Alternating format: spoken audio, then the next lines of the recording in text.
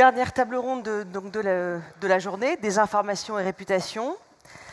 À l'ère du tout numérique, de l'intelligence artificielle générative, des deepfakes, les organisations, quelles qu'elles soient, sont donc plus que jamais exposées aux risques informationnels.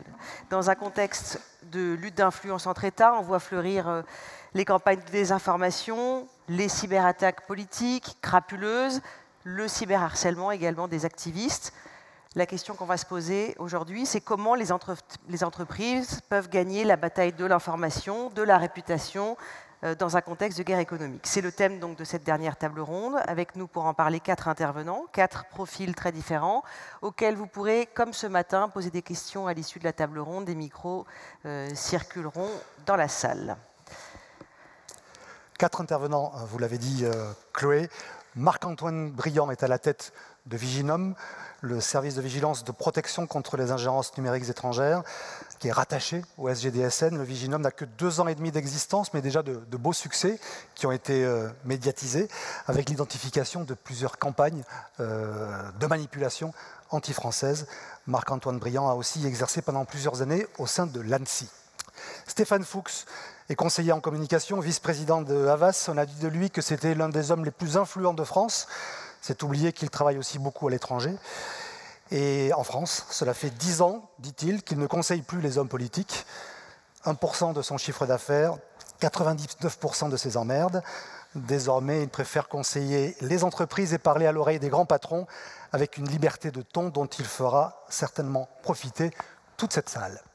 Nicolas Moinet est l'un des pionniers de l'intelligence économique en France, auteur de nombreux ouvrages sur la question, praticien, chercheur, enseignant à l'école de guerre économique, professeur en sciences de l'information et de la communication à l'IAE de Poitiers. Nicolas Moinet est un des créateurs du think tank CR451 dédié à la guerre économique et à la guerre de l'information. Et enfin, Jean-Louis Quibord, que beaucoup ici connaissent, 10 ans au ministère de la Défense, 12 ans chez Total. C'est aujourd'hui le directeur de la sûreté du groupe L'Oréal, qui, on le rappelle, est implanté dans 70 pays physiquement. Jean-Louis Quibord est aussi président de la commission intelligence économique du CDSE. Commençons par vous, Nicolas Moinet, si vous voulez bien, pour poser les termes du débat. Pour un État ou pour une entreprise, mener cette bataille de l'information, de la réputation, ça se traduit comment? Quels sont les enjeux et surtout quels sont les objectifs des belligérants? Oui, merci.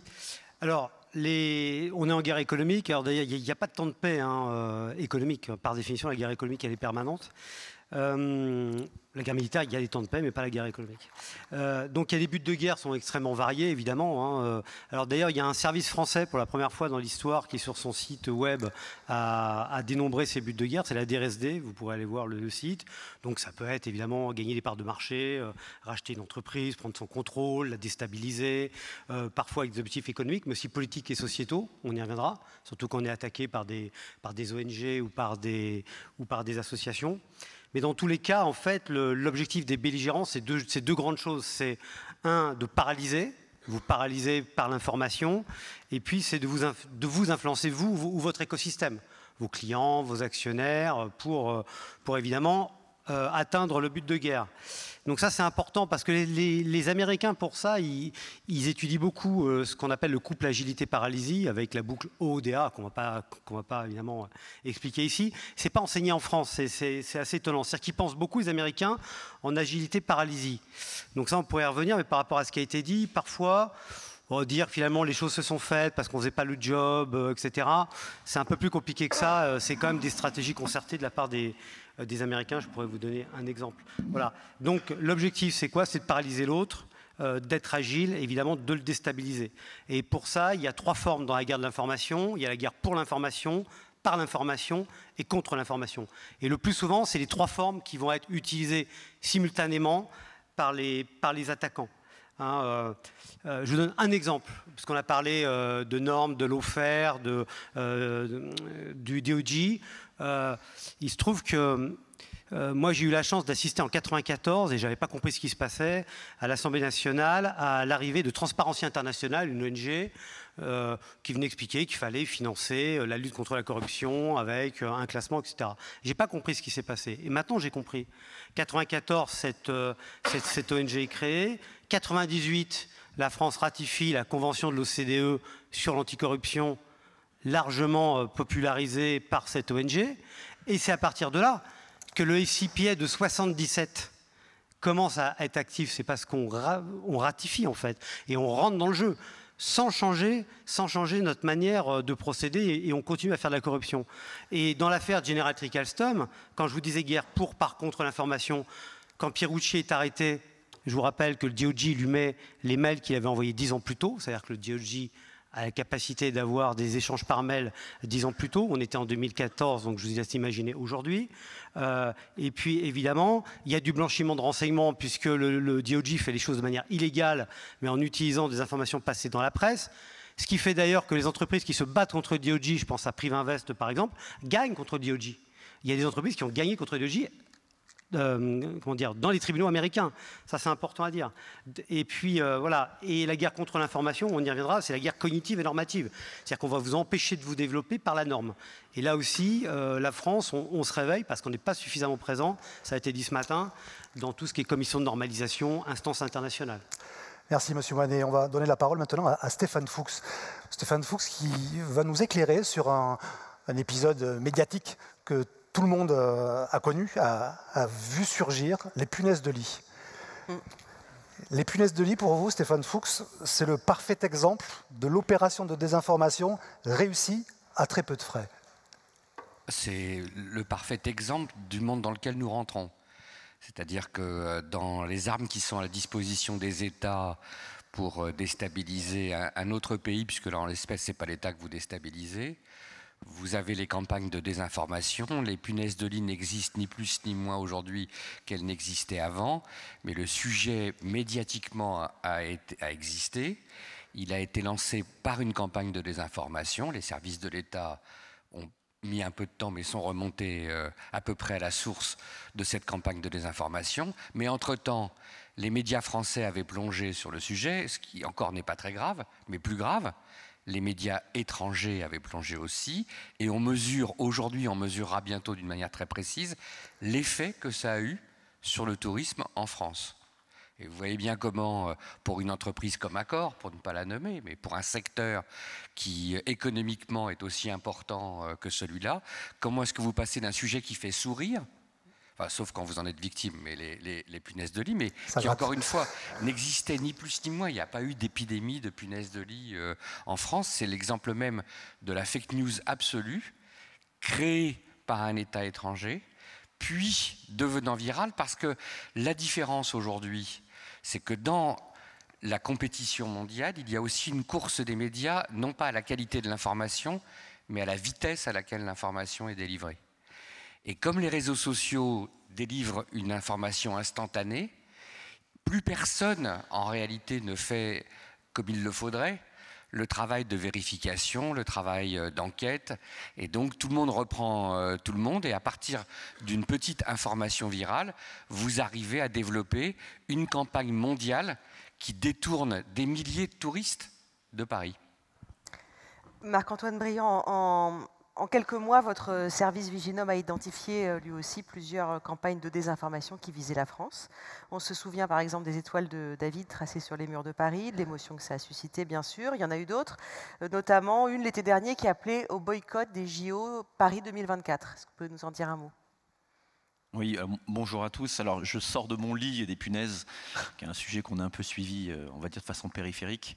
Alors, peut-être avant de répondre à votre question, peut-être juste revenir sur la manipulation de l'information et la menace informationnelle en elle-même. Et là, je vais faire un peu le lien avec ce que Nicolas Moinet vous a dit. Je pense qu'ici, on est tous d'accord que cette menace-là, elle n'est pas fictive. Ce n'est pas une menace de science-fiction. Et aujourd'hui, c'est une réalité qui suit plusieurs tendances. La première tendance, c'est que l'exposition au numérique de nos vies, et je pense que la plupart d'entre vous, on a tous dans notre poche un objet, fait qu'aujourd'hui, en fait, on est très, très exposé à l'information qui circule très vite. Et donc, d'une certaine manière, certains acteurs étrangers ont une capacité à nous toucher beaucoup plus profondément qu'auparavant. Donc, ils ont un lien direct avec des citoyens, alors que sans intermédiaire. Donc ça, je pense que c'est un phénomène assez important. Le deuxième sujet, cette deuxième tendance assez forte, c'est que cette menace-là, aujourd'hui, elle touche des enjeux de sécurité nationale. Et pourquoi ? Parce que comme elle s'est répandue dans tout le débat public et qu'elle n'est plus seulement limitée à des élections, d'une certaine manière, elle va toucher des sujets économiques, elle va toucher des sujets d'éducation, de culture, voire des sujets de sécurité publique. Donc ça, je pense que c'est une autre tendance de fond. Et l'autre sujet que l'on voit, l'autre tendance qui est assez forte, c'est que les acteurs de cette menace, en fait, ils vont rechercher aujourd'hui à devenir de plus en plus discrets, à passer par davantage de prestataires, de sous-traitants pour leurs opérations, à se désilhouetter. Voilà. Et ces trois tendances-là expliquent les points d'actualité que vous avez mentionnés, c'est-à-dire ce que le service a pu détecter et caractériser l'été dernier, donc en juin 2023, qui est ce grand dispositif d'influence numérique pro-russe qui s'appelle RRN, et sur lequel le Quai d'Orsay nous-mêmes vont communiquer en publiant un rapport technique. Donc ce qui est intéressant sur RRN, en quelques mots, parce que je sais que le temps nous est compté, et M. Cazeneuve nous a pris 15 minutes, donc je vais essayer d'être assez rapide. Donc RRN, ce qui est intéressant, c'est que vous avez un cas typique de ce que des acteurs étrangers vont essayer de faire, c'est-à-dire d'offrir aux citoyens d'un pays une information fausse, et en faisant croire qu'elle est vraie. Comment ils ont fait ? Eh bien, ils ont créé des faux sites internet de médias en usurpant l'identité de médias officiels. D'accord ?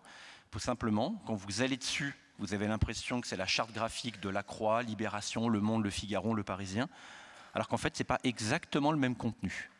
Et la finalité de ça, ce n'est pas seulement de vous diffuser de la fausse information. La finalité, c'est de décrédibiliser durablement des médias officiels et de vous entraîner par la suite sur des médias alternatifs. Donc c'est ça RRN qu'on a connu sous un autre nom qui s'appelle Doppelganger pour d'autres, dans d'autres médias.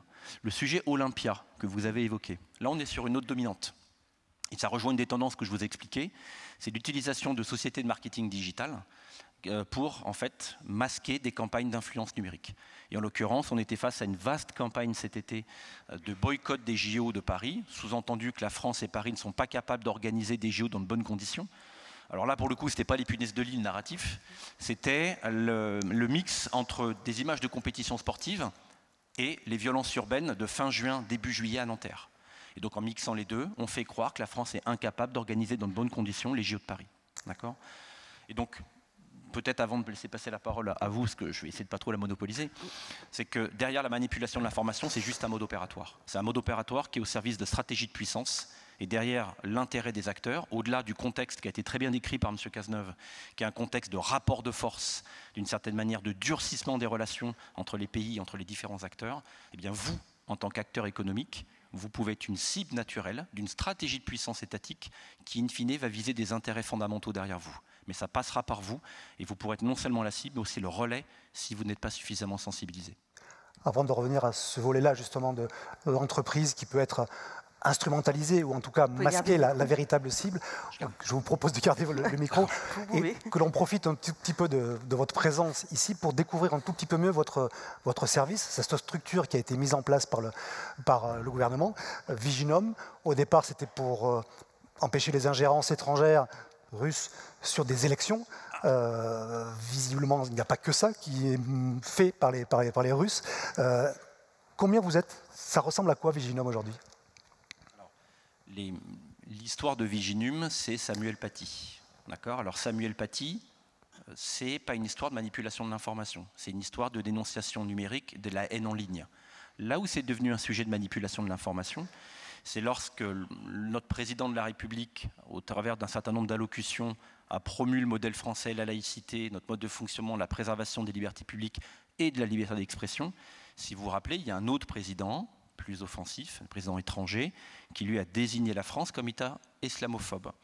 Et cette désignation a inspiré une vaste campagne anti-française sur les réseaux sociaux. Et il se trouvait qu'à cette époque, à la fin de l'année 2020, l'État n'avait pas vraiment de capacité dédiée défensive en matière de lutte contre les manipulations de l'information. Ne serait-ce que pour comprendre les dynamiques de propagation d'un contenu hostile malveillant sur les plateformes en ligne. Et c'est ça l'origine de Viginum. Donc concrètement, c'est quoi Viginum? Viginum, ce n'est pas un service de veille. Nous, on ne fait pas de la veille web et médias. On a un service d'investigation, on a un service d'enquête sur les plateformes en ligne. Et donc notre rôle, comme ça a été très bien décrit, c'est qu'on est là pour détecter des phénomènes inauthentiques. Des phénomènes inauthentiques, c'est quand vous voyez quelque chose sur vos réseaux sociaux et que vous vous dites c'est aberrant, c'est bizarre, c'est chelou, pour reprendre un terme de mon époque, moins de la vôtre probablement. C'est ça un phénomène inauthentique. Et une fois, alors pardon, je me fais gronder par le premier rang. Je vous prie de m'excuser. Vous avez raison. Pardon, vous avez raison. Alors en fait, je regardais assez loin devant, donc j'étais pas sur le premier rang. Donc ça, notre métier premier, c'est un métier de détection des phénomènes inauthentiques. Mais ça, c'est que la première partie. Le vrai travail de Viginum, qui est un travail d'investigation, c'est lorsqu'on va caractériser ces phénomènes pour y voir l'implication d'acteurs étrangers, des comportements inauthentiques au sens de l'amplification artificielle d'un contenu, et c'était exactement ce qu'on a vu sur RRN, mais aussi sur Olympia, des contenus donc manifestement inexacts ou trompeurs, et surtout une finalité, qui est le plus important de notre sujet, qui est la volonté d'atteinte aux intérêts fondamentaux de la nation. Et donc pour faire ce travail d'investigation, ce travail de caractérisation, on a des experts en investigation en source ouverte, qu'on appelle l'OSINT, que vous devez connaître. On a un data lab, donc avec des data scientists qui vont designer nos propres outils, qui vont nous permettre par exemple de calculer la présence de bots ou de trolls dans une conversation. On va avoir tout un tas d'outils spécifiques en matière d'OSINT, notamment pour monitorer la création de noms de domaine faux qui usurpent l'identité de vrais noms de domaine. Donc voilà un petit peu ce qu'est l'équipe Viginum aujourd'hui. C'est une mission opérationnelle au service de l'État et au profit d'autres partenaires interministériels.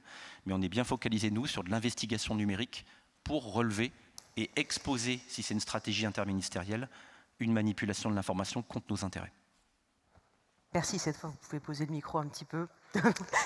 Nicolas Moinet, on vient vers vous en tant qu'expert en intelligence économique et en tant que professeur en sciences de l'information et de la communication. Est-ce que vous pensez justement que Viginum, pardon, on le prononçait pas correctement, est un service qui peut véritablement peser dans la bataille de l'information? Attention à ce que vous allez dire. Ouais. Alors, non, c'est évident que Viginum est une pièce maîtresse dans la guerre de l'information. D'ailleurs, je suis dans la science économique depuis 30 ans, donc je suis un spécialiste pour avaler les couleuvres, parce qu'on a eu beaucoup de déconvenus, et j'étais le premier à critiquer souvent le manque d'expertise dans les systèmes qui étaient mis en place, et le manque de masse critique. Et pour avoir pu assister à une présentation assez longue de Viginum, dans ce cas précis, on a de l'expertise, mêlée en plus, ça c'est pas des gens qui pensent tous la même chose, sont issus des mêmes écoles, c'est très varié, et ça fait du bien, parce que l'intelligence elle est collective, et elle est dans la différence. Et deuxièmement, c'est la masse critique, ça c'est essentiel. À partir de là, c'est une pièce maîtresse sur l'échiquier, mais dans la guerre de l'information, il y a plusieurs échiquiers. Je donne un exemple. La fameuse manipulation que vous avez tous vue probablement au Mali du camp français, donc du Fou Charnier, donc à Gossi en 2022, je ne sais pas si vous vous souvenez. On a filmé avec un drone, enfin l'armée française a filmé avec un drone, ça a permis effectivement de nous dédouaner de ce Faux Charnier, certes. Et après? C'est la question. Et après, quel a été vraiment l'impact sur les populations locales? Est-ce que ça a changé? D'ailleurs, je crois que le gouvernement du Mali a dit non, l'affrancement, c'est vraiment eux qui l'ont fait, évidemment, puisque le groupe Wagner était déjà présent. Et puis surtout, on est face à des adversaires qui vont agir à plusieurs endroits. Donc il faut voir si on n'a pas des trous dans la raquette. Je donne toujours un exemple sur le Mali. Tout ça, ça a été préparé par une fondation, alors c'est très drôle d'ailleurs, ça s'appelle FBI, c'est la fondation contre l'injustice qui avait été créée par feu Evgeny Prigogine, et qui, en France, finançait les victimes des violences policières. Donc c'est une fondation russe. Il y a eu un article dans Le Monde en 2021, mais c'est passé totalement sous les radars, tout le monde s'en moquait. Mais quel était l'objectif? C'était pas simplement de rassurer la population russe ou de semer la discorde en France, parce qu'on n'a pas besoin de semer la discorde en France, on le fait très bien tout seul. C'était surtout, par ricochet, par billard à trois bandes, de montrer à certains pays d'Afrique subsaharienne que certaines personnes dans les banlieues françaises étaient extrêmement maltraitées. Et donc on était des méchants. Tout ça, ça procède en fait d'une stratégie globale de guerre d'information. Et la question, au-delà de Viginum, c'est de savoir si on a des trous dans la raquette ou pas. Et c'est pas impossible. Stéphane Fuchs, vous qui travaillez avec le privé, qui côtoyez un petit peu aussi les hautes sphères politiques, une structure étatique comme Viginum, ça peut marcher? Ça peut fonctionner véritablement? Non, mais d'abord, il n'était que temps. On va dire, on était aveugle et sourd, on n'est plus que sourd. C'est déjà mieux.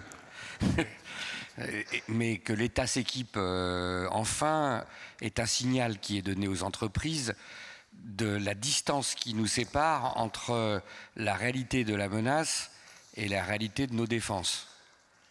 Les défenses de l'État, parce qu'il a été le premier menacé, se sont améliorées. La défense des entreprises, elle en est au stade balbutiant. C'est-à-dire, dans combien d'entreprises est-ce que nous avons des réunions sur le risque de désinformation réputationnelle qui allient à la fois les directeurs informatiques et de la sécurité, les juristes et les communicants. Si je prends le CAC 40, moi j'en mesure 3. Tu étais à 2, je suis à 3. Mais c'est mon optimisme, c'est mon côté ashkénaze optimiste. Dans la réalité, nous sommes incroyablement en retard sur ces sujets. Non pas que nous n'en ayons pas la capacité, simplement que nous avons eu sur ces questions une politique autrichienne, non pas autrichienne, qui a consisté à mettre la tête dans le sable en se disant que la foudre tomberait ailleurs que sur nos têtes. De plus en plus d'entreprises, et certains le savent, sont aujourd'hui confrontées à la réalité de ce risque.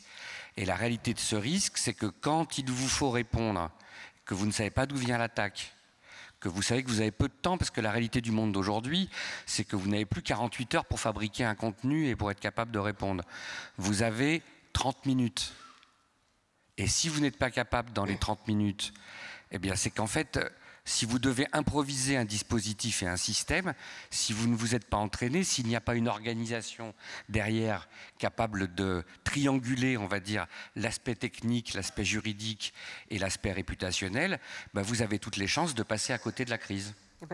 Justement, on va peut-être donner la parole aux représentants de l'entreprise dans cette table ronde. Jean-Louis Kibord, chez L'Oréal, donc, quels sont pour vous ces nouveaux risques auxquels vous devez faire face et comment vous vous y préparez? Oui, écoutez, bonjour à toutes et à tous, à ceux que je n'ai pas vus aujourd'hui. Je voudrais, avant de répondre à votre question, revenir sur les propos du Premier ministre Édouard Philippe ce matin, qui a eu des propos très amènes sur L'Oréal, mon entreprise. Et je tiens à souligner l'aide très précieuse qu'il nous a apportée, lui et ses services, pour défendre la souveraineté de notre entreprise. Voilà, je tenais à dire ça. Voilà, alors évidemment, le thème de la journée, c'est guerre et paix économique, l'entreprise sur tous les fronts. On ne croit pas si bien dire. Vous avez parlé des punaises de lit. En fait, nous, on a eu un wake-up call, comme on a dit ce matin, il y a quelques années, avec les attaques terroristes. Parce que malheureusement, nous avons perdu un collaborateur au Bataclan, donc ça a été un choc pour l'entreprise, une entreprise qui n'est pas faite pour ça. Ensuite, nous sommes entrés dans la séquence Covid, comme beaucoup d'entre vous, et sans plus attendre, l'Ukraine, la Russie, Israël, etc. Donc, vous l'avez dit tout à l'heure, nous sommes présents dans 70 pays, nous avons 90 000 collaborateurs, nous avons des collaborateurs partout, nous avons 500 collaborateurs en Ukraine, 2500 collaborateurs en Russie, pratiquement 1000 collaborateurs en Israël, 4500 aux États-Unis, 3500 en Chine, etc., à Taïwan. Et nos collaborateurs sont souvent avec nous depuis très longtemps, sont très attachés à notre entreprise et ne sont pas comptables des décisions de leurs dirigeants. Voilà. Donc tout ça pour dire que ça c'est une réalité quand même que je tenais à rappeler.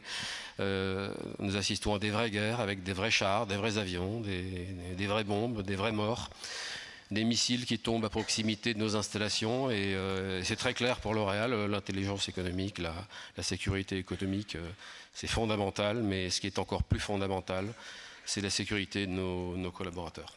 On a bien entendu, M. Kibord, la réalité de... Et alors là où ça se complique, c'est... Se rajoute encore la sécurité. Voilà, donc se rajoute la sécurité économique et les autres risques, et les nouveaux risques, ce qui complique considérablement la donne. Donc je passe évidemment sur l'IA, les deepfakes, etc. On assiste aujourd'hui à un essor technologique phénoménal, qui donne des capacités accrues à nos assaillants. Mais vous, concrètement, chez L'Oréal, vous avez été, pour reprendre le terme de la table ronde, victime de campagnes de désinformation. Oui, alors on a tout eu. On a eu le faux Le Drian qu'on a déjoué assez rapidement, que vous connaissez tous. On a eu des campagnes de désinformation sur les shampoings qui font tomber les cheveux.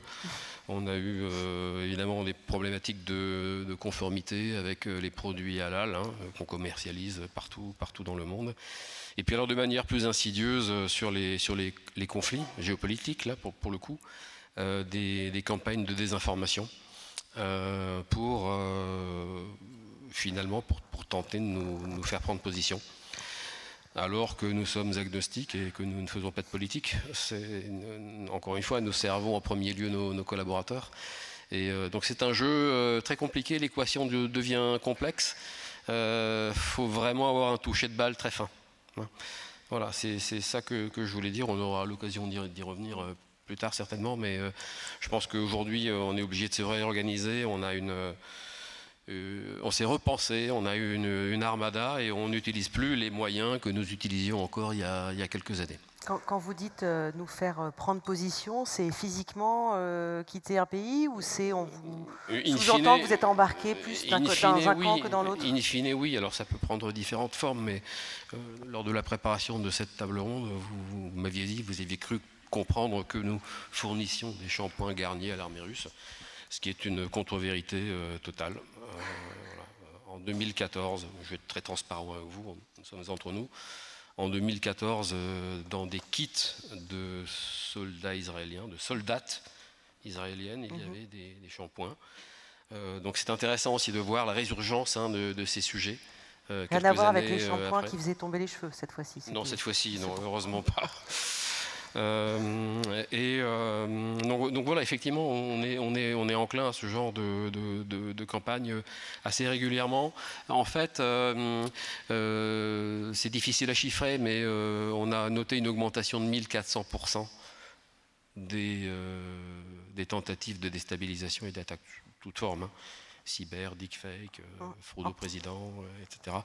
La plupart déjoués, évidemment, heureusement, parce qu'on a des gens très compétents dans beaucoup de domaines. Hein, et bon, vous l'avez dit, j'étais chez Total précédemment, donc Total a la chance d'avoir une direction de l'intelligence économique. Donc, je ne sais pas s'il y a des gens de Total dans la salle, mais évidemment, je ne vais pas parler de Total. Nous ne sommes pas organisés de la même façon. Nous travaillons de manière plus organique, avec des fonctions clés.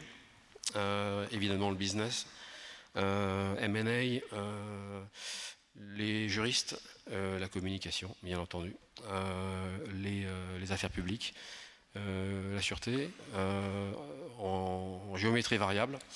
Et nous remontons les informations stratégiques sensibles au plus haut niveau de l'information.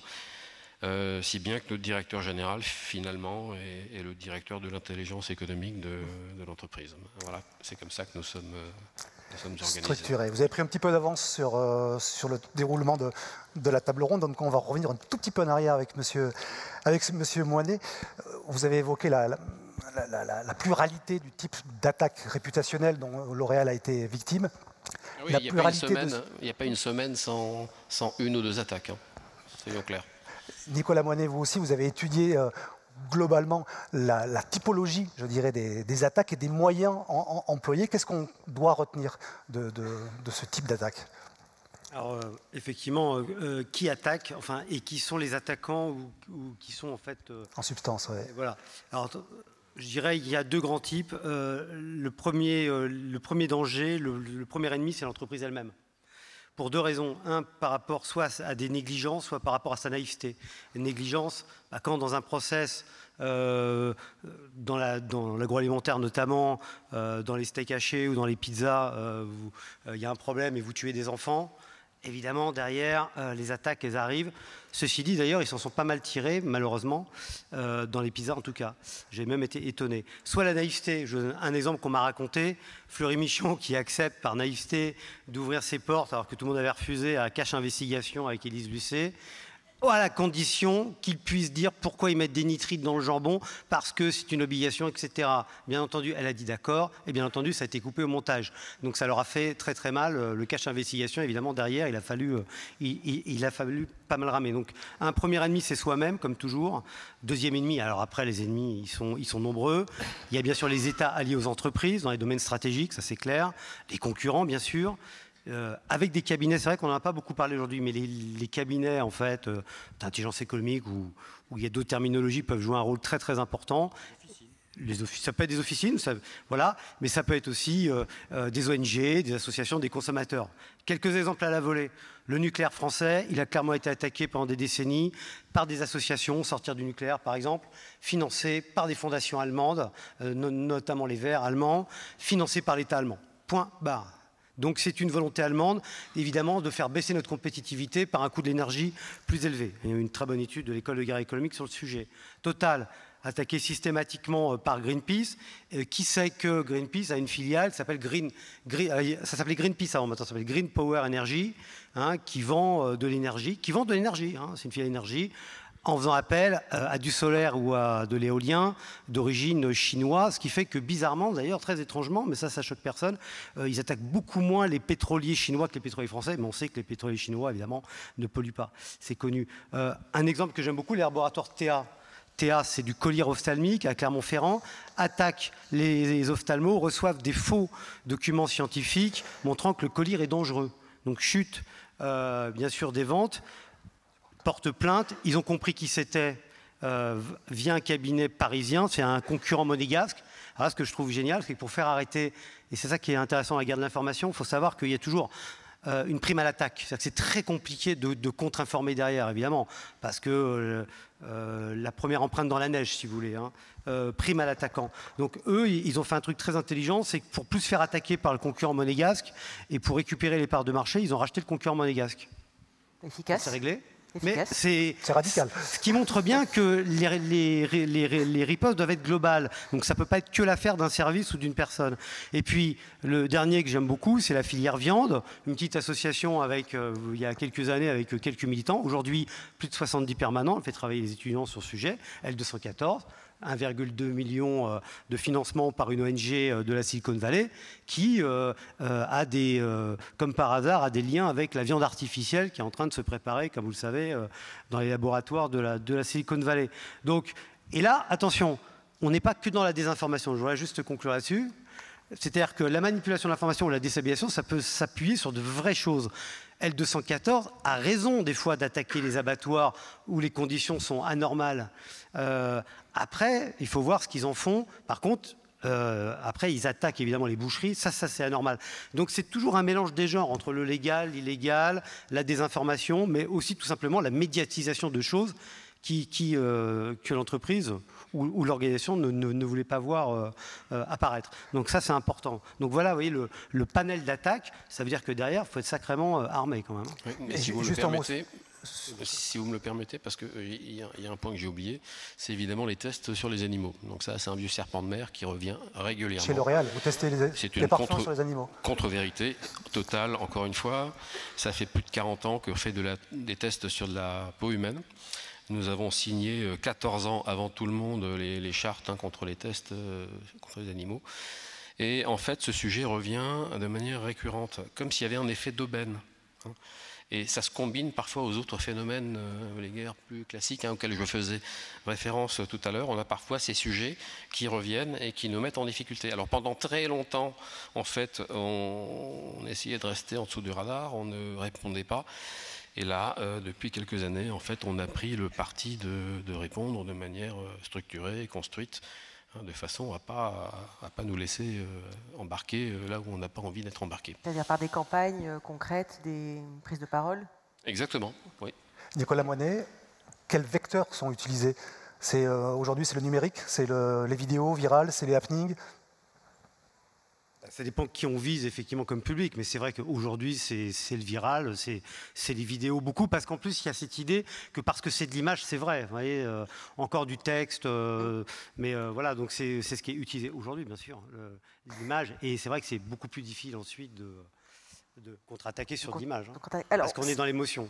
Ça va nous amener à aborder la troisième partie de cette table ronde sur la façon dont les entreprises peuvent riposter. Et pour rebondir sur votre propos, vous disiez c'est viral, les images, c'est plus efficace.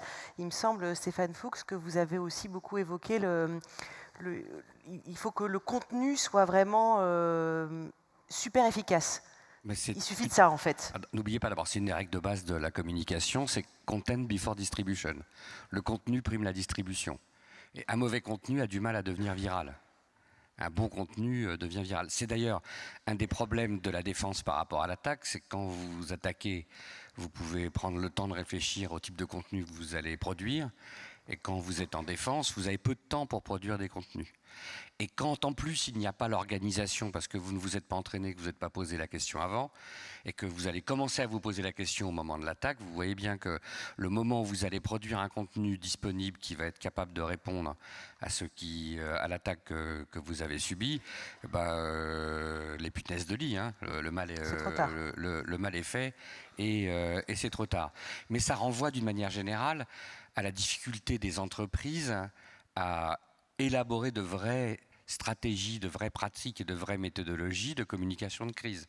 Déjà à décloisonner dans l'entreprise pour faire travailler ensemble les juristes, les techniciens et les communicants, d'avoir au préalable travailler les rapports avec l'État et les services pour être capable, au moins pour les plus grandes d'entre elles qui représentent un intérêt stratégique, de pouvoir s'appuyer sur l'État, parce qu'une entreprise petite ou moyenne, elle aura plus de mal à le faire. C'est-à-dire que les services de l'État, il y a un effet de taille, mais en réalité, ils sont débordés par le nombre d'attaques que l'on connaît aujourd'hui. Et quand vous êtes l'hôpital de Poitiers et que vous êtes victime d'un hacking, vous pouvez toujours espérer que l'État vienne vous aider, mais en fait, en réalité, on vous conseille de payer la rançon, parce que c'est comme ça que vous allez pouvoir faire redémarrer l'hôpital. C'est la réalité à laquelle on est confronté aujourd'hui. Il faut juste se le dire. C'est-à-dire que nous sommes balbutiants alors que le niveau en défense, alors que le niveau des attaquants est en réalité très professionnalisé. Heureusement, on ne peut que progresser vu de là où on part, mais moi, si je dirais j'ai un message à faire passer aujourd'hui, c'est il n'est que temps, parce que l'efficacité et la violence de ces attaques, dans la manière dont ça déstabilise en profondeur l'entreprise, soit dans son rapport aux salariés, soit dans ses rapports aux actionnaires, soit dans ses rapports à l'ensemble de son environnement, est bien plus considérable que ce que les uns et les autres pensent. Et les dispositifs de communication de crise sont utiles, même si ce n'est pas une cyberattaque. C'est-à-dire, quand vous avez vous êtes une société de moyens de paiement, que vous avez une panne informatique et que le patron de la société n'est prévenu qu'à 17h par ses équipes du fait que c'est en rate depuis 12h30, vous pouvez vous dire que c'est probablement une entreprise qui n'avait pas travaillé sur son organisation de crise. Parce que si le patron, qui est le vrai directeur in fine sur ces sujets, je suis d'accord, n'est prévenu que 4h30 après une panne qui a un impact considérable sur les clients et sur l'écosystème, ça raconte quand même qu'il y a quelque chose qui ne va pas. Et donc mon alerte aujourd'hui, c'est de dire qu'en fait les moyens de défense existent. L'État a pris sa part et a commencé à faire ce travail, mais je constate que les entreprises, on est en réalité bien plus en retard. Et pour une fois, on ne va pas se moquer de l'État, on devrait apprendre de l'État et travailler avec l'État aux dispositifs qui doivent être mis en place, parce que quand on est une entreprise, l'impact économique, commercial, social de ces sujets peut être terrible. Et je pense qu'on est dans un pays dans lequel on a tous les moyens, mais on n'a pas pris conscience non plus d'ailleurs, de la nécessité de les mettre ensemble et de les mettre en œuvre. C'est la question que j'allais vous poser, c'est en retard sur la prise de conscience ou en retard dans la mise en pratique, dans les moyens humains, dans les moyens financiers? Vous citiez ce qu'on fait à l'étranger. On avait travaillé sur la communication de guerre à l'heure des smartphones pour un pays d'Europe centrale qui a été envahi il n'y a pas si longtemps. Et qu'est-ce que ça change? En réalité, il faut bien comprendre, on est dans un monde qui a complètement changé. La désintermédiation dont vous parliez, c'est qu'aujourd'hui, dans la communication de guerre, l'image a échappé aux médias. L'image est produite par les forces combattantes à 80-90% dans le conflit dont je parle, et à peu près du même niveau d'ailleurs entre Israël et Gaza. Quand le conflit... Quand la captation du conflit, donc l'image qui en reste, a échappé aux médias, c'est-à-dire au tiers de confiance qui est censé éditorialiser, vous êtes obligé de vous poser, vous, la question de qu'est-ce que je filme? Qu'est-ce que je choisis de montrer? Qu'est-ce que je choisis de ne pas montrer? Et comment je le montre? Et toutes ces questions sont des questions qui sont neuves, parce que il y a 10 ans, encore, on était dans des conflits dans lesquels c'est les médias qui racontaient le conflit. Et aujourd'hui, c'est les smartphones qui racontent les conflits, et donc on en a une vision qui est totalement différente. D'ailleurs, il y a des régions du monde dans lesquelles il y a des conflits d'assez forte intensité qu'on ne voit pas chez nous, Tout simplement parce qu'il n'y a pas de captation, il n'y a pas d'image et pas de présence sur les réseaux sociaux. Cette différence-là, c'est aussi ce qui touche les entreprises, les grandes, mais pas seulement les grandes. Et encore une fois, personne n'est complètement démuni, sauf s'il a décidé de ne rien faire et d'attendre dans la position du canard immobile, le fameux sitting duck, de se faire attraper par la patrouille et de se prendre une balle. Parce que c'est comme ça que ça se termine. Jean-Louis Kibor, pour vous, il faut réagir vite ou prendre le temps d'analyser, ou vous êtes un petit peu entre les deux? On est un petit peu entre les deux. L'Oréal a été fondée en 1909, donc c'est une vieille dame, elle a vu beaucoup de choses et elle survivra à beaucoup de crises, on l'espère. Maintenant, néanmoins, effectivement, la temporalité, l'instantanéité aujourd'hui nous oblige à réagir très vite. Donc on a des outils de veille qui nous permettent de détecter très en amont les problèmes et de prendre les mesures nécessaires lorsqu'il faut le faire. Mais pas toujours. Donc parfois, on prend le parti de ne pas surréagir. Et c'est important aussi de le faire. Donc en fait, on essaie de rester maître du temps et de ne pas être embarqué dans le petit jeu de la réaction, de la contre-réaction, etc. Et ça c'est important. Ça nous donne un petit peu plus de champ et on forme nos dirigeants, notamment au travers de la communication, mais pas seulement, à ce type de technique. Alors, ce que racontait Marc-Antoine tout à l'heure sur le fait d'être capable de faire la différence entre une attaque faite par des vraies personnes qui ont des vrais followers ou faite par des bots ou par des sites qui ont été créés. Les officines créent de faux profils sur Internet et des faux sites émetteurs tous les jours. Et donc la première des choses que l'on doit faire, c'est de mesurer en instant réel, en temps réel, la réalité et la profondeur de l'attaque que l'on subit.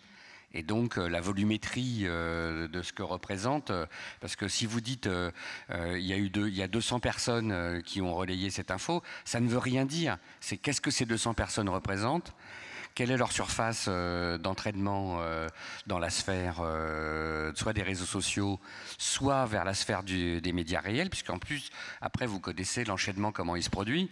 C'est-à-dire que quand un média dit traditionnel reprend l'information, alors derrière, vous avez un déchaînement puisque cette information est elle-même rediffusée sur les réseaux sociaux. Et là, vous passez d'une volumétrie de 1 à 50 en l'espace de 20 minutes. Il faut bien comprendre la vitesse d'accélération de ces processus et à quoi est-ce que les uns et les autres on est confrontés. Et donc, on peut être à 14h58 à se dire qu'il ne faut pas réagir et à 15h01 à se dire qu'il faut réagir. Et donc, cette souplesse, elle n'existe, encore une fois, que si on s'est préparé. Préparer, anticiper, c'est un des mots-clés, Nicolas Moinet, pour la survie des entreprises, entre guillemets, par rapport à ces attaques-là. Non, il est toujours branché, vous pouvez y aller. Oui, c'est ce qui a été dit, effectivement, anticiper. Alors d'abord prévoir et anticiper. Alors ça c'est important parce que prévoir, ça veut dire remettre de la prospective, qui a été un peu abandonnée, donc faire des scénarios. Et faire des scénarios, ça veut dire avoir des personnes qui vont vous dire mais s'il nous arrivait ça, mais s'il nous arrivait ça.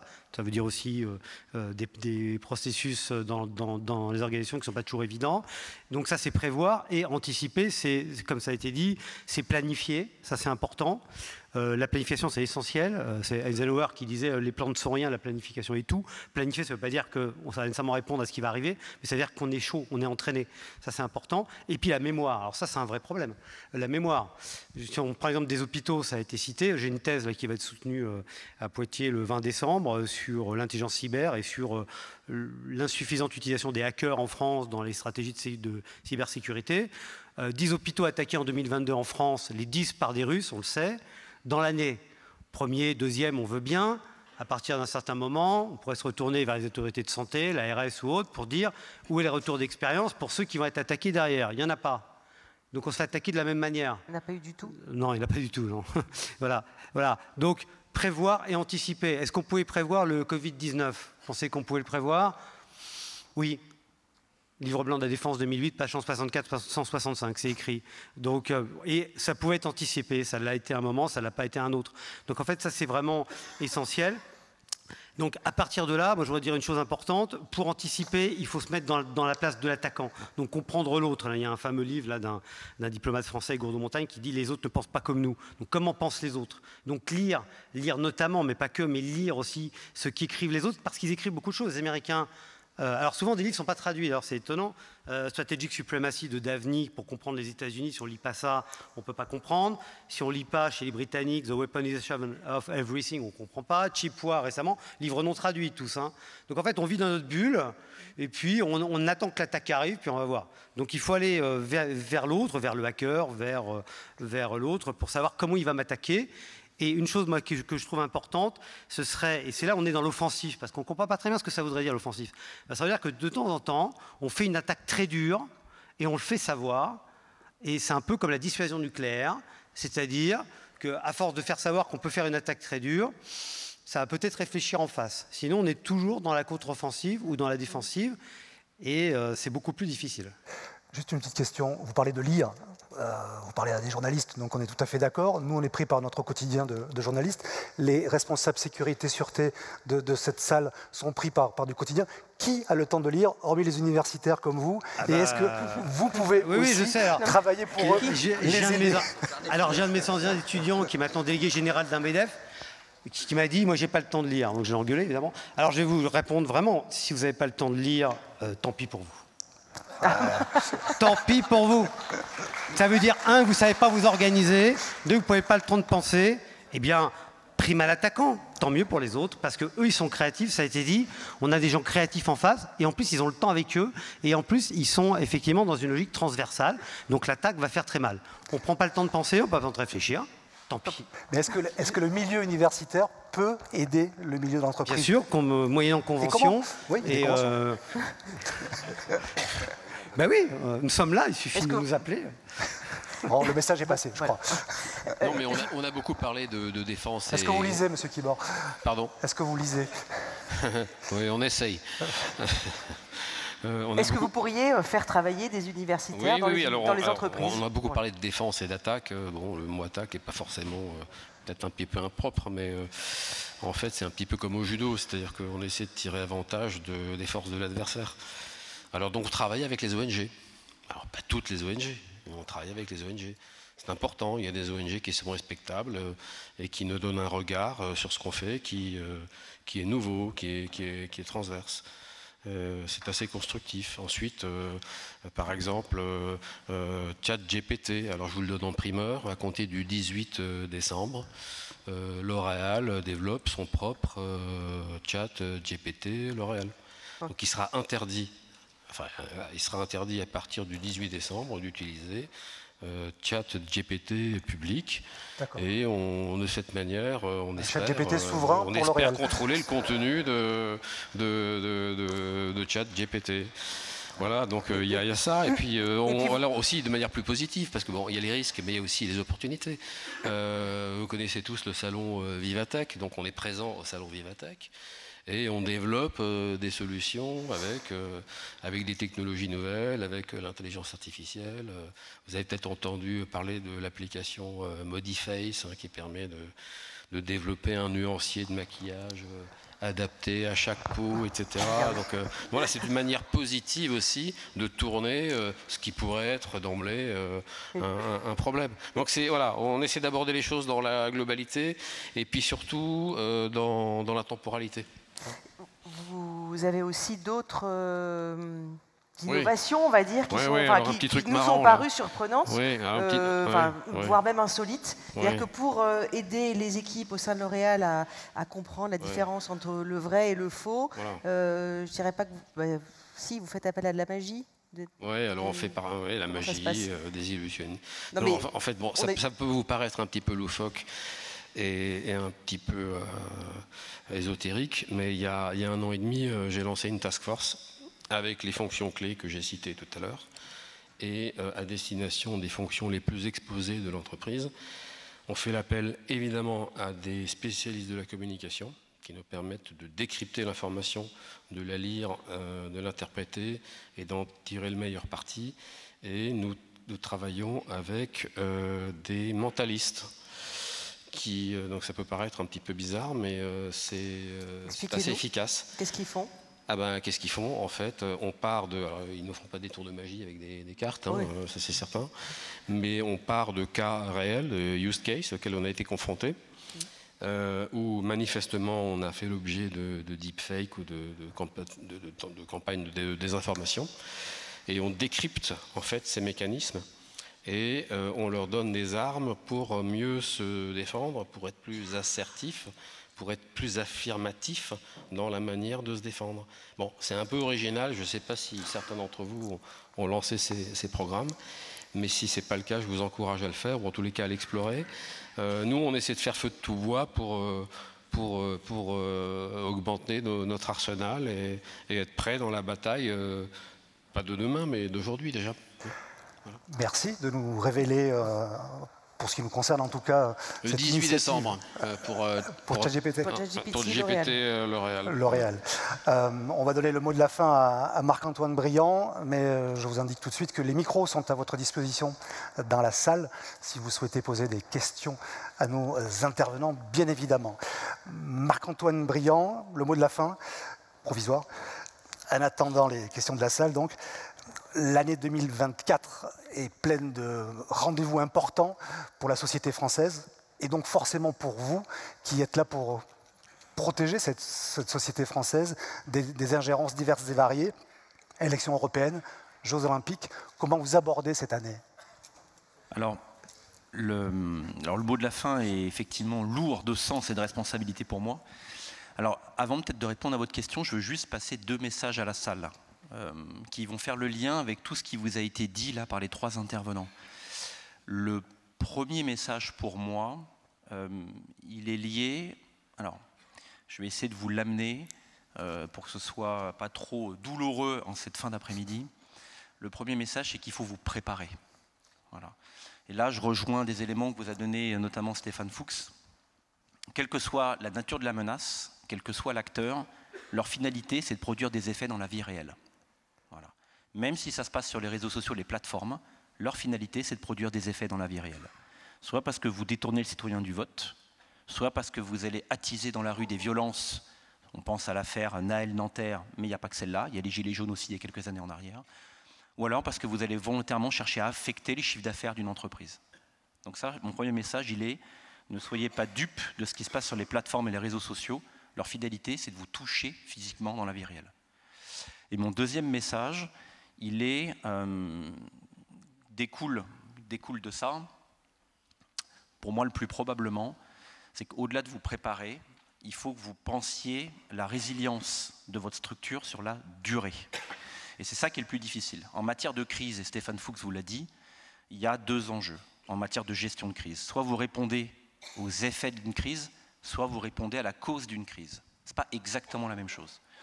Et pourquoi je vous dis ça? Parce que quand on cherche à répondre aux effets d'une crise, il y a un enjeu d'immédiateté, d'accord? Et d'une certaine manière, vous et vos dirigeants, il va y avoir un enjeu de vérité. Parce que quand on s'adresse à ses clients, à des prestataires ou même à vos propres salariés sur une crise dont les effets sont déjà palpables, votre enjeu à vous, c'est celui de la vérité. Et mon conseil, c'est de ne pas mentir. Mais ce n'est pas toujours simple quand on est dans la crise. Quand on est sur l'autre temporalité, c'est-à-dire qu'on va jouer sur la gestion de la cause et de l'origine de la crise, donc pas seulement des effets. Là, pour moi, l'enjeu, il est un peu différent, c'est plutôt celui de la certitude et de la confiance qu'on va devoir restaurer. Puisque en tant que grande entreprise, forcément, vous avez votre image, votre réputation, Stéphane Fuchs vous l'a bien dit, d'une certaine manière, c'est votre goodwill, pour reprendre un terme bien financier que tout le monde comprend. Et je pense que derrière ce sujet-là, il y a se préparer à l'enjeu d'une crise dans l'immédiateté et aux effets, et réfléchir à la résilience de son entreprise sur la durée. Et là où je rejoins un peu Nicolas Moinet, c'est que oui, il faut trouver du temps pour lire. Je pense que tous ici, on lit tous. Même si c'est qu'une demi-heure dans son lit en fin de journée, je pense qu'il faut prendre le temps de lire. Et surtout, il faut prendre le temps de préparer vos collaborateurs, peut-être avec des tout petits exercices simples, avec des jeux de rôle, des wargames ou une task force. Voilà, les mettre dans une dynamique. Aujourd'hui, vous êtes ultra exposés à tout un tas de paramètres. On est tous très interdépendants, alors, les États, les sociétés, mais les entreprises. Et je pense que ce serait une naïveté grave de croire qu'on peut être épargné aujourd'hui par une crise à Gaza, par une crise en Ukraine ou par une maladie respiratoire qui émerge en Asie du Sud-Est. Ça, c'est fini. Les chaînes de valeur, vos chaînes de valeur sont éclatées partout dans le globe et vous serez de toute façon affectés. Donc pour moi, vous devez penser la crise sous deux angles. La gestion des effets d'une crise, ça c'est l'immédiateté, et la gestion de la cause, de l'origine d'une crise, qui va pour vous être davantage un enjeu de confiance et de certitude, de résilience sur la durée. Maintenant, si j'en ai votre question, oui. J'ai réussi à aller une petite minute encore. Bien de questions. Alors effectivement, pour Viginum 2024, c'est l'enjeu des JO, l'enjeu des élections européennes. Alors le service monte en puissance. Vous êtes combien aujourd'hui? Alors aujourd'hui, on est une cinquantaine et on va continuer à croître l'année prochaine pour arriver à un seuil un peu critique autour de 65-70 agents avec les 3/4 des effectifs qui sont dans les opérations. Puisqu'en fait, l'enjeu de Viginum, c'est un service opérationnel. On n'est pas un service, j'allais dire, qui produit uniquement de la note géopolitique. On est un service opérationnel qui se base sur de la technique et de l'investigation. D'accord ? Donc moi, j'ai deux enjeux majeurs pour l'année prochaine. Celui de l'anticipation. Et donc là, ça rejoint des sujets qu'on a pu partager ici ensemble. Et l'enjeu de l'anticipation pour moi, c'est à partir d'une menace du passé, c'est d'élaborer des scénarios d'évolution de cette menace, y compris sur des segments qu'on n'aura pas anticipés. Donc pour moi, un enjeu majeur d'anticipation. Et en interne du service, je vais créer une équipe dédiée à ce sujet de l'anticipation. Donc je mise et j'investis concrètement des moyens en ressources financières humaines sur ce sujet. Et le deuxième enjeu, et ça je ne veux pas le faire popper puisque c'est le buzz de l'actualité, c'est tout ce qui est autour de l'intelligence artificielle, alors qu'on perçoit tous comme étant soit une grande menace, soit une source de, j'allais dire, de croissance. Pour nous aujourd'hui, on y voit beaucoup d'intérêt en matière de détection des menaces qui sont assez évolutives. Donc moi, je la vois, l'intelligence artificielle, notamment les modèles d'IA générative, comme un intérêt croissant pour nous en matière de détection, en matière défensive. Voilà un peu mes enjeux, exactement. Voilà. Merci. Merci, le message est passé. Monsieur Kibor, vous avez indiqué que vous vouliez, c'était sur l'anticipation, la préparation de vos équipes dans... Oui, alors bon, écoutez, c'est un sujet qui me tient à cœur et que j'aurais pu adresser à notre représentant des services ce matin. Mais je tiens à préciser qu'on travaille de manière très, très étroite avec le CICE et qu'on a des pistes de travail très intéressantes. Une entreprise comme la nôtre avons un maillage absolument phénoménal dans le monde. Donc on a des représentants partout, dans tous les pays. Je constate, à mon grand désarroi, que ces capteurs ne sont pas utilisés. Alors, je ne vais pas remonter à la Ligue hanséatique avec ses agents d'espion, au MITI japonais, au BND, etc. Mais enfin, je pense qu'un certain nombre d'États étrangers qu'on connaît mal ont peut-être intégré cette culture de manière inhérente. Il y a une culture véritablement de la défense et de la souveraineté des intérêts stratégiques qui fait peut-être un petit peu défaut. Je pense que nous avons tout pour réussir. Et en tous les cas, voilà, moi, mon message, c'est que je tiens à disposition nos agents de renseignement, entre guillemets, dans les pays pour pouvoir éclairer nos décideurs et nos responsables français. Merci, Monsieur le Président de la Commission du CDSE chargé de ces sujets. Merci à tous. Et maintenant, la parole est à la salle. Si la salle veut la prendre, elle est offerte. Je vois une main qui se lève là-haut. Oui. Derrière, petit peu plus haut, juste un petit peu plus haut. Ouais. Un petit peu plus haut à gauche. Ouais. Voilà. Je vous en prie. Oui, bonjour, merci pour vos interventions. Moi, je suis consultant dans l'énergie. Je voulais savoir sur le rapport à la désinformation, notamment vis-à-vis des États-Unis. Est-ce que parfois, il n'y a pas une tendance française et européenne, notamment dans des colloques, des interventions, à toujours voir les menaces russes et chinoises et à un petit peu évacuer les menaces américaines? On peut en citer des quantités depuis des décennies sur les questions énergétiques, sur les questions d'espionnage. On savait que l'Élysée était écoutée il y a quelques années, enfin Snowden l'avait révélé. Donc, est-ce que parfois les pays européens n'ont pas une tendance à fuir certains débats, puisqu'en fait ils considèrent que les États-Unis les protègent sur un plan militaire, donc il ne faut pas traiter le gros du problème? Est-ce que Viginum est en mesure de répondre à cette question? Je vois que mes camarades ont beaucoup de courage et me laissent m'exposer à une question qui n'est pas évidente. Alors je pense pas que... Alors moi je vais parler pour, entre guillemets, Viginum et les services de l'État un peu derrière. Je ne pense pas qu'il y ait de naïveté du côté des services de l'État sur ce sujet. Alors vous parlez des États-Unis, mais on peut parler d'autres pays qui aujourd'hui peuvent être des partenaires ou des alliés. Je pense qu'on a tous en tête l'affaire AUKUS d'il y a quelques années en arrière. nos sous-marins. Voilà, les sous-marins. Donc je pense que s'il restait encore une once de naïveté, elle a dû disparaître à ce moment-là. Donc je crois plutôt que les services de l'État aujourd'hui sont relativement mobilisés. La grande difficulté qu'on a tous, c'est dans la hiérarchie des menaces, puisqu'aujourd'hui elles sont nombreuses, il y en a beaucoup, elles sont polymorphes. Donc la question, ça va être de gérer, et là je vais vous faire une petite phrase qui est issue d'un poète qui était René Char, qui vous disait « L'enjeu, c'est de ne pas confondre l'urgent avec l'important ». Voilà. Et je pense que la vraie problématique, à notre niveau à tous, elle est là. Il y a la menace urgente qu'il faut traiter, c'est peut-être la plus agressive, est-elle pour autant la plus importante, celle qui va générer les effets les plus difficiles. Voilà, donc pour moi, cet enjeu, c'est un enjeu de hiérarchie de la menace aujourd'hui. Mais il n'y a aucune naïveté du côté des services de l'État. Une autre question, peut-être, dans la salle? Peut-être, juste sur cette question-là, les Américains, les Chinois, bon, c'est un petit peu on brandit ces épouvantails, il y en a d'autres. On parle des BRICS, etc. Donc on ne va pas faire de science-fiction dans ce domaine-là, mais on n'est pas naïf. Hein. On sait très bien ce que font les Américains, on sait très bien ce que font les Chinois, on sait très bien ce qu'ils font sur le plan réglementaire. Et d'ailleurs, ce qui nous inquiète beaucoup, c'est la mise en place de ces réglementations. On parle de la réglementation César en Chine, et éventuellement de la confrontation de ces différents types de réglementations, où nous serons amenés à faire des arbitrages qui pourront être assez radicaux pour les entreprises qui sont présentes dans tous ces pays. Merci, Monsieur Kibor. Une question devant là. Oui. Oui, merci beaucoup pour tous vos témoignages. Je confirme, en effet, c'est important de lire. Il y a plein d'ouvrages, plein de choses très intéressantes faites par des chercheurs des universités français, donc, notamment publiés récemment. Moi, ma question, en fait, une double question. Donc, vous avez tous mentionné à différents degrés la nécessité, en effet, de suivre ces risques de désinformation qui sont de plus en plus nombreux, qui impactent de plus en plus les entreprises, l'État. Mais est-ce qu'in fine, dès lors que tout le monde fait un peu ce suivi d'une façon ou d'une autre, de façon plus ou moins intégrée, est-ce que l'enjeu, ça ne va pas être d'arriver à hiérarchiser, à créer une échelle de risque, un suivi de ces risques, finalement de ne pas être simplement dans une réaction au fur et à mesure, mais plutôt de voir dans la durée quels sont les vrais risques, les hiérarchiser, savoir comment les adresser, savoir aussi comment les évaluer, parce que l'impact ne sera pas toujours la même chose. Et d'ailleurs, des fois, souvent, on déclarera des choses et on aura du mal à voir leur impact concret dans la vie réelle. Hein, c'est ça l'effet recherché ultime, mais c'est difficile de l'identifier.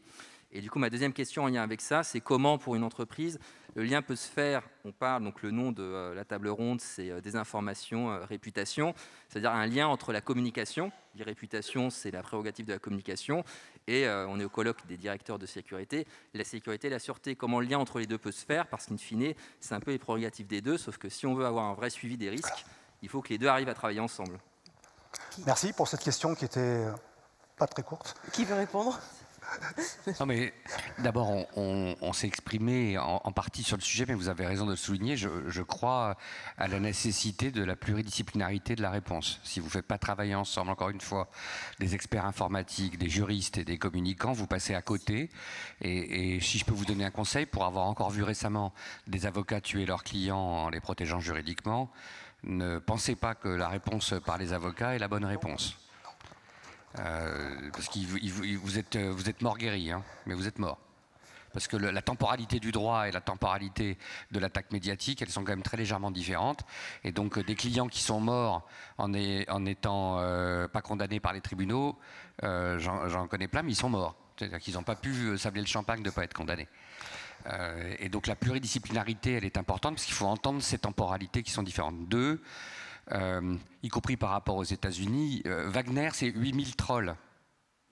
8000 trolls, c'est-à-dire que dans l'offensive informationnelle, je ne dis pas les soldats sur le front, dans les usines à trolls de Wagner, il y a 8000 personnes qui produisent de la fausse information dans toutes les langues, tous les jours. Et si vous vous demandez comment c'est possible que la France, qui est arrivée en sauveur dans certains pays d'Afrique, en soit repartie en apparaissant comme l'occupant, c'est aussi lié à notre incroyable, à la fois naïveté et incapacité à être capable de produire nous-mêmes des offensives informationnelles. Alors, on apprend, on est de moins en moins naïf, et heureusement, mais on n'a pas mis sur ces sujets les moyens qui correspondent à la réalité de la menace. D'abord parce qu'on n'a pas pris la menace au sérieux, et ensuite parce qu'on est dans un pays dans lequel, pardonnez-moi, mais la communication n'est pas toujours prise au sérieux non plus. Or, c'est une science molle, mais elle a des règles dures. Et les conséquences, elles, sont tragiques. Et donc, s'il faut faire une ellipse, on va dire, c'est qu'il faut passer d'une science molle à la vision des conséquences tragiques que ça a de ne pas en respecter les règles. Or, il y a des règles dans la communication, parce que même si c'est une science molle, comme le marketing, c'est une science qui a des règles. Une dernière question, mais alors très courte. Il y en a deux, je crois, on me dit. Bonjour, je suis Fabienne Hénager, cabinet de recrutement et chasse de tête. Si on veut penser le temps long, pensez-vous que l'informatique quantique est une menace? Et si oui, comment s'y préparer, comment l'anticiper? C'était court, je crois. C'est pour qui?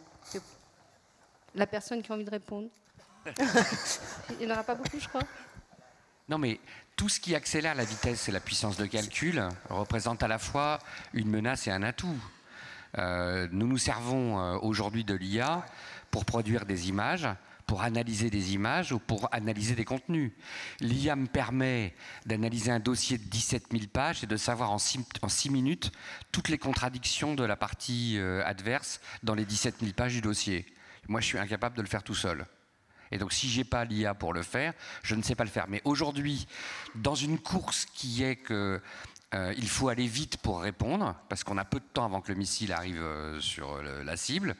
L'IA est aussi un atout en défense, parce qu'il nous permet d'analyser les flux, de comprendre, et de parfois remonter très loin. Là, on a analysé un dossier vieux de 4 ans, les 17 000 pages du dossier. En 6 minutes, on avait toutes les contradictions de la partie adverse qui est ressortie par l'IA. Et avec l'informatique quantique, je l'aurai en 6 secondes au lieu de 6 minutes, et donc j'irai encore plus vite. Au fond, j'ai mis plus de temps pour lire le document que l'IA m'avait produit que l'IA pour le produire. C'est mon cerveau qui est encore trop lent, et ça, malheureusement, je ne peux plus rien faire. Non. Je suis désolé pour ceux qui voulaient encore poser des questions, mais c'est vrai que le temps tourne vite. On remercie nos 4 intervenants pour cette table ronde.